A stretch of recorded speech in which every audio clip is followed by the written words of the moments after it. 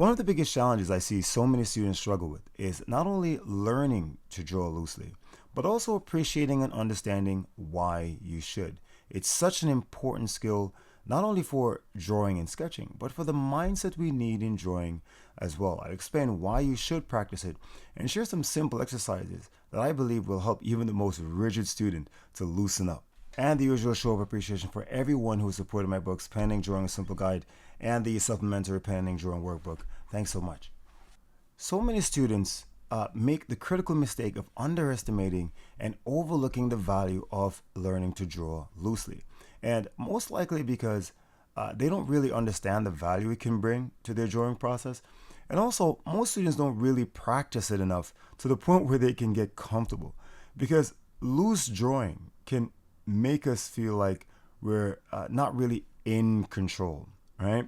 And that's an important issue that's not often talked about, because it does make sense that many students may not necessarily be drawn to or understand the value to drawing loosely. I mean, drawing loosely isn't really a celebrated practice, for one, right? The perception is if you're a great artist, your lines and decisions are precise, you draw confidently, without hesitation or second guessing.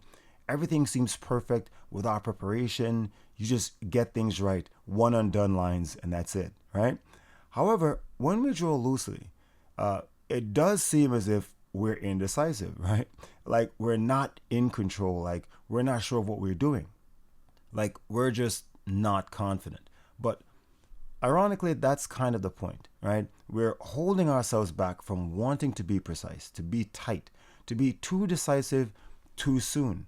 And instead, we're opting to explore and search, get familiar with the subject, get to know our way around, so to speak. So it's a deliberate choice. I think many drawing students and beginners tend to misunderstand this distinction because it's often confused with the sort of short, choppy, unsure lines that we associate with someone just learning and not confident with their drawing. But why is drawing loosely so important? Well, first let's look at mechanics.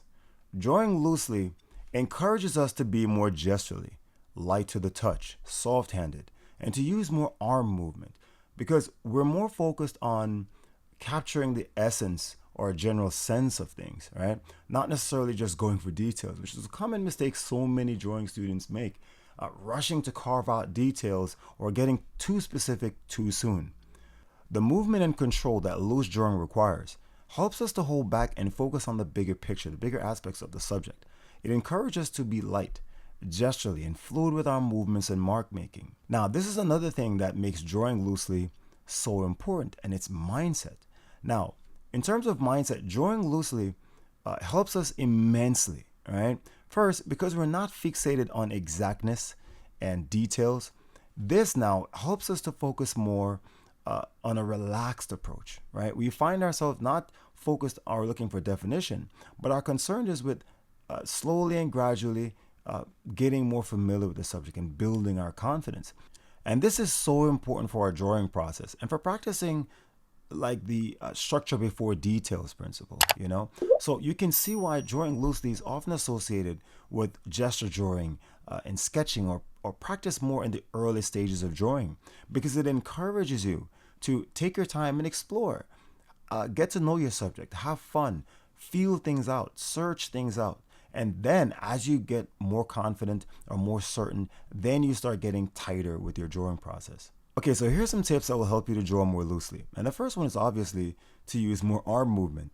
Just like with calligraphy, where gesturally flowing movements are so important, drawing loosely benefits a lot when we learn to use less wrist-focused movement and incorporate more movement around the shoulder and elbows, right?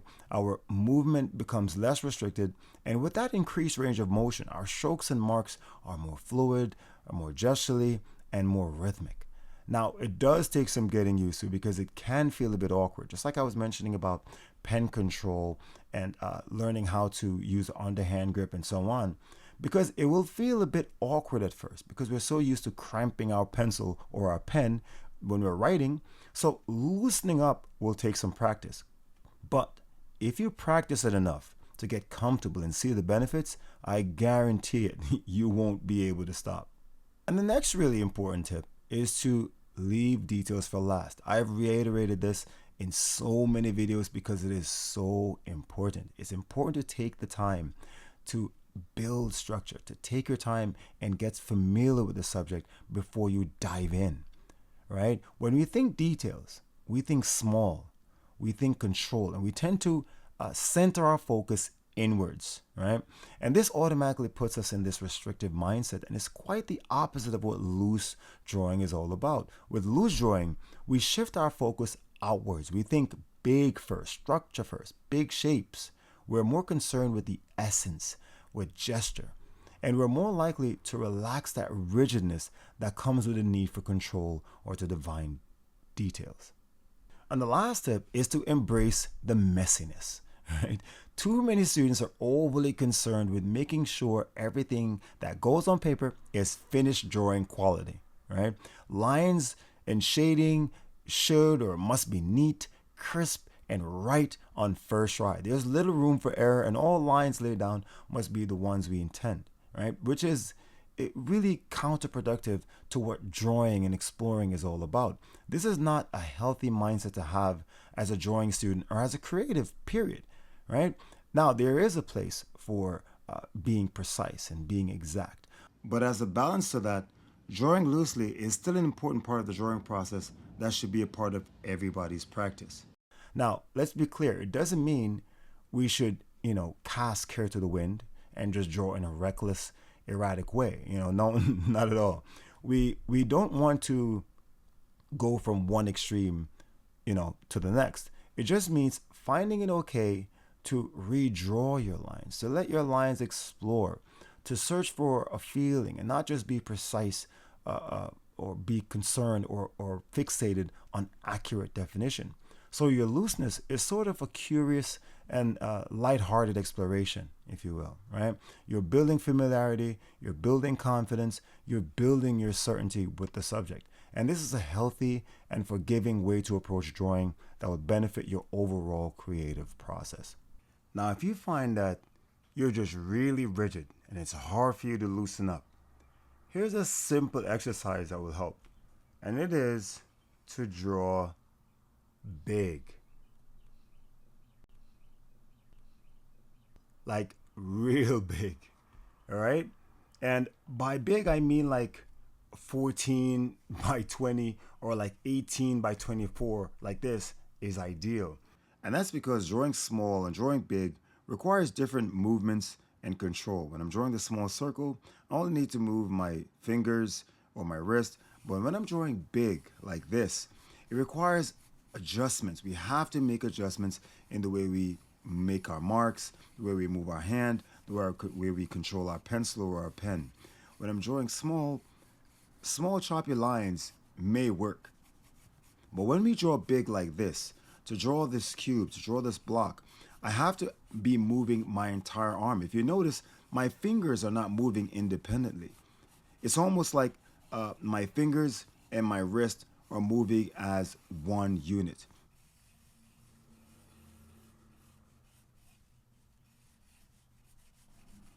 So you see, my entire arm is moving.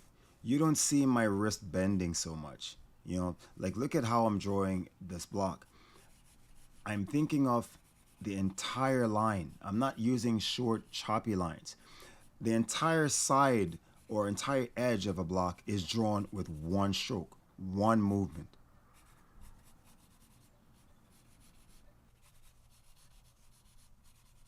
This is key to learning to draw loosely. Because remember, fundamentally, drawing loose is about capturing a general idea, the big picture, right? So you have to be able to draw your block with one stroke. Draw the edge of a cylinder, right, with one stroke, one even fluid movement. And that's not easy if you're not practicing to draw big. And drawing big helps you to see big. And seeing big helps you to draw big. They go hand in hand. But you have to develop that muscle memory, right, of drawing big and drawing loose. And this is an effective practice. there are incredible benefits to loose drawing, whether it's just to use it as a warm up or sketching or as a regular part of your drawing process. The key takeaway is, drawing loosely should actually be an integral part of your drawing process for what it does for us in terms of mechanical aspects of drawing, as well as for the mental aspects as well. And drawing loosely doesn't mean your drawing is any less confident. All right, that's important. When you're drawing, tight or clean, it's just a matter of intent, how you're using it in your drawing process. All right. Okay. Thanks so much for watching, everyone. I hope you found something of value in this video. And remember to like and subscribe and share it with who you think would find it useful. Keep practicing, and I'll see you in the next video.